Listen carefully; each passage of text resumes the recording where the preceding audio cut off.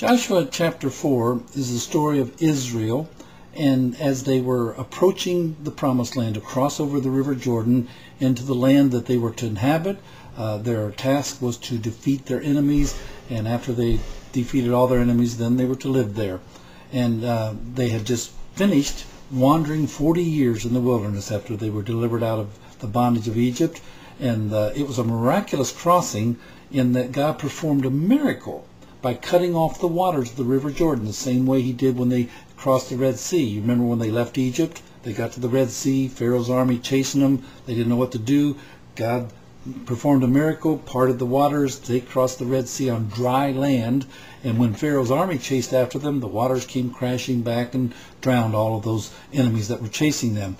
And right here, as they were getting ready to cross the Jordan, we have the same thing in type of miracle. The priests were carrying the ark, and they were leading this procession, and just as the priests' soles of their feet touched the waters parted miraculously, and the priests stood in the middle of the Jordan, and 40,000 Israelites crossed over while the priest waited there.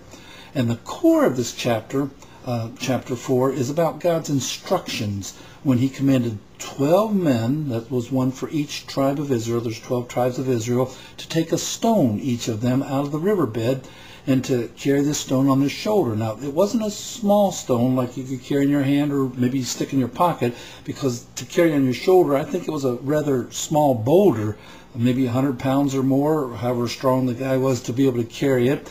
And they did this. They took this stone and they were to take it to the place where they were going to lodge or stay that night. And we know where this was. We read in this verse, the people came up out of the Jordan on the 10th of the first month and camped in Gilgal, in the east border of Jericho. So they did this. They were obedient to God. They took these 12 stones and with them to Gilgal, and just like God instructed them. Then we read the sons of Israel did as Joshua commanded, took up the 12 stones out of the middle of Jordan, as Jehovah spoke to Joshua, according to the number of tribes. So they were obedient.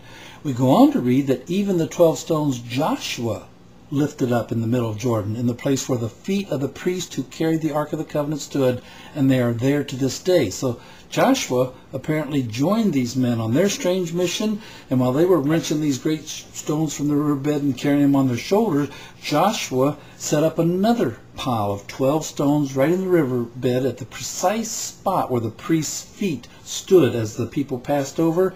Apparently this was done at Joshua's own initiative.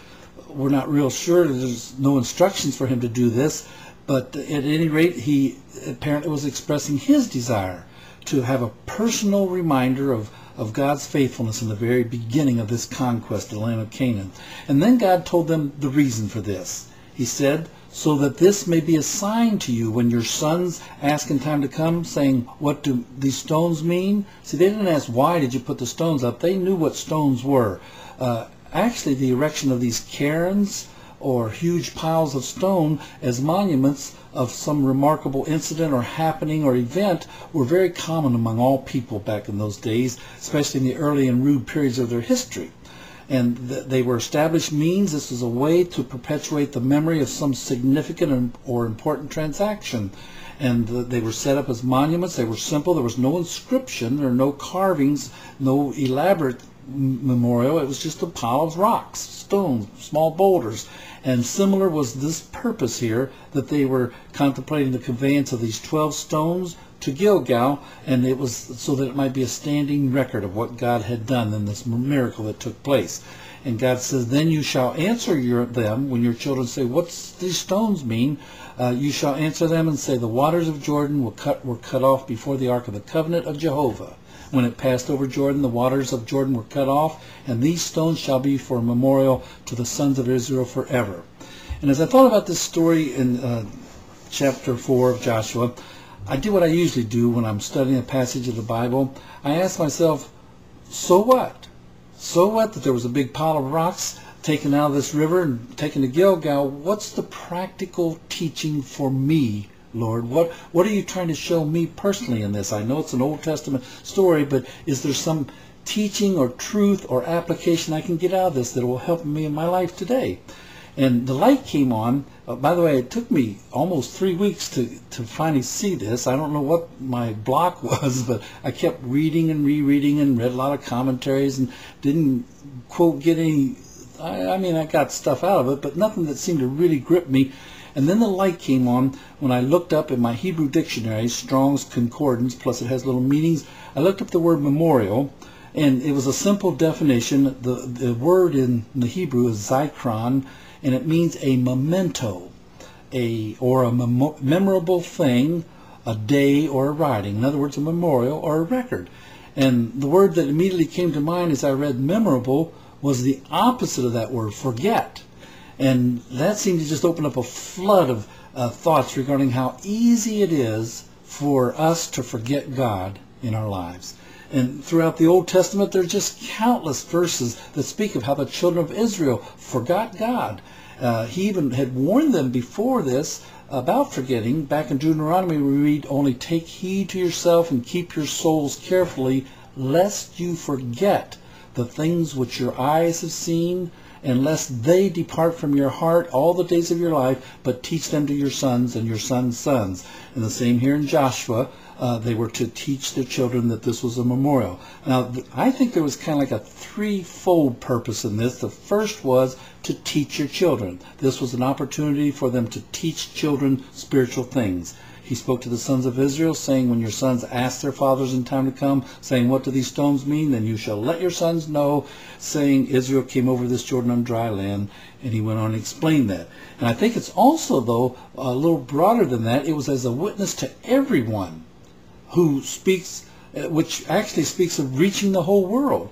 We read here that all the people of the earth might know the hand of Jehovah is mighty. And so there's a broader purpose. It was a witness to the whole world. And then the third reason is the one I want to focus on. That's so they would not forget. So that you might fear Jehovah your God forever. In other words, we read.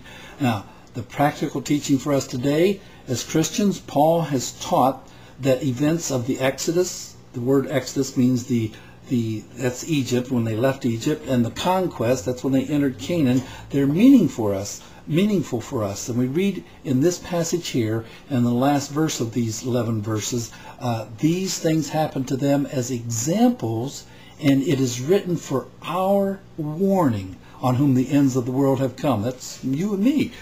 So focusing on the main point, remembering and not forgetting, I'd like to remind you that even as Christians, even as born-again believers, God's own children, you and I are very prone to forget God.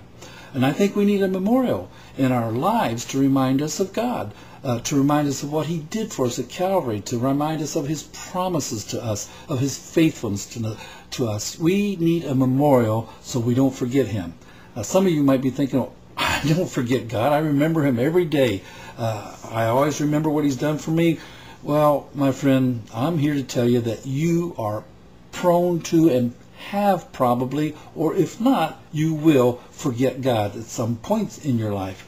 Years ago, as a young couple, my wife and I were in missionary training, but we spent every Sunday after church at our friend's house. He was the pastor of the church, and we became very close friends with them. And they had kind of like a standing tradition where we ate with them. Well, this particular Sunday, after dinner was over, we were sitting around the kitchen table. We'd already cleaned the dishes up and everything. And Henry was talking about some concerns he had about finances in his church. There was kind of a financial crisis there.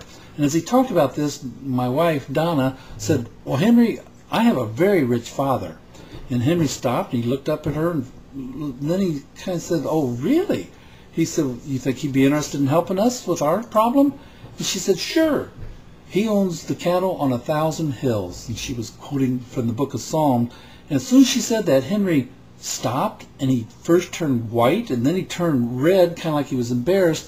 And he later said that he did not think of Heavenly Father. He immediately thought of Donna's earthly father, and she was referring to his spiritual father. And so there's a man who was a pastor of a church, read his Bible and studied it daily, prayed daily, counseled and led people as the shepherd of a flock. And yet, even in the midst of all those memorials in his life, those things that reminded him of God, he forgot God in the moment of crisis. And I know that you and I are guilty of that too. So we need to set up memorials, maybe not go out and put 12 boulders in your front yard, but at least in our hearts, memorials, the memorial of daily prayer, talking to God daily, letting God talk to us, daily Bible reading and study, fellowshipping with believers, worshiping and praising God. Let's not be guilty of forgetting God in our lives.